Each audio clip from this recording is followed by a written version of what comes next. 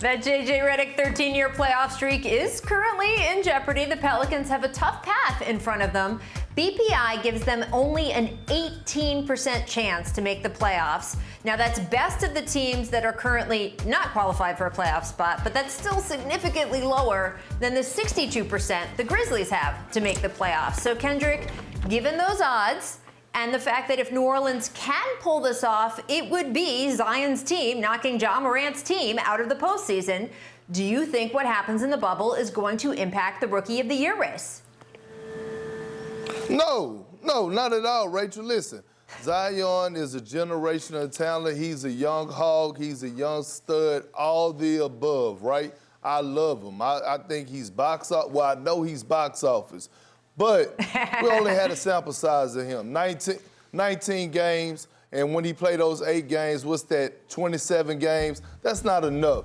Ja Morant has been putting in work for, 59 games? I thought he should have been an all-star. And guess what? Everybody is talking about what Zion is going to do. And by the way, I had the Pelicans pick to make the playoffs for that 8th spot. But Ja Morant is not going to let off the gas.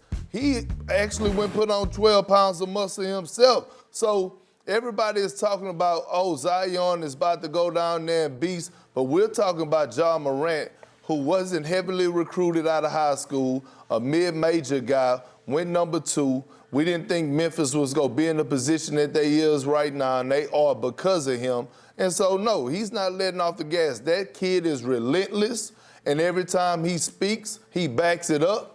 So I believe he's going to keep his foot on the gas, and the Rookie of the Year is signed, sealed, and delivered to Ja Morant, period.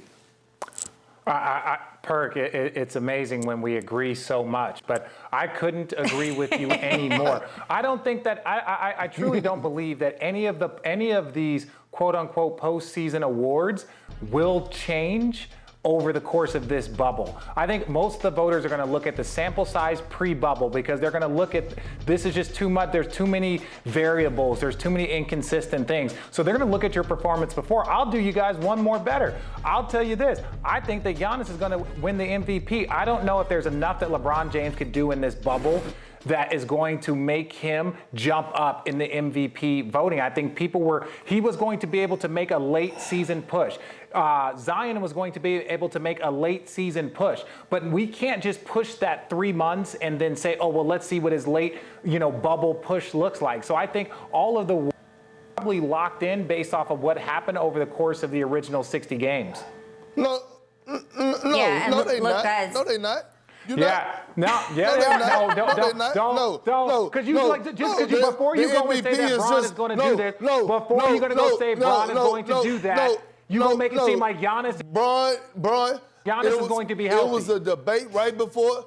It was a debate right before the pandemic that LeBron was making a push for the MVP, and he's still going to make a push. Same with Zion. And it's not decided. No, it's not. And same with Zion. Same with Zion. Zion was making a push. 19 games. If they would have gotten his team to the postseason.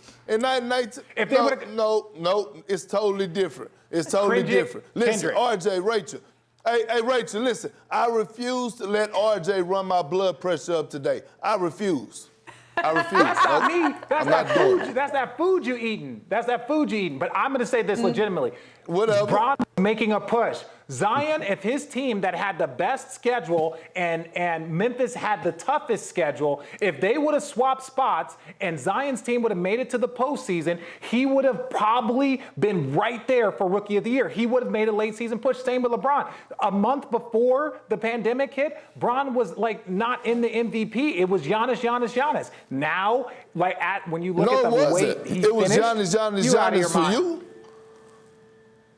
Okay, Rachel, I'm talking about the MVP. I'm asking Rachel. Richard, if this is you guys agreeing, we have a problem on this show. We were agreeing about the young fellas, not about the OGs. You started it, RJ.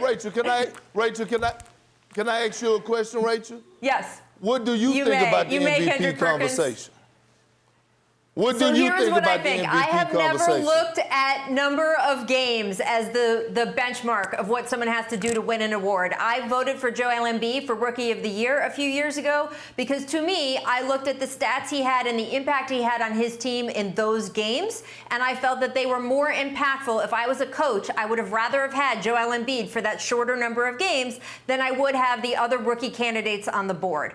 However, in a year where you have Ja Morant being as impactful as he has been, that to me All is season. just as important as how impactful that Zion has been in his fewer number of games. And then the fact that Ja Morant has done it more often for more means if I was a coach, that's what I would want. Just for this season, I would want that more number of impactful games. And I think the same is true when you talk about MVP or anything else. The fact that this season was cut short is going to cut off the award debate for MVP, for Rookie of the Year, because you still had an entire quarter of the season left when we did the shutdown.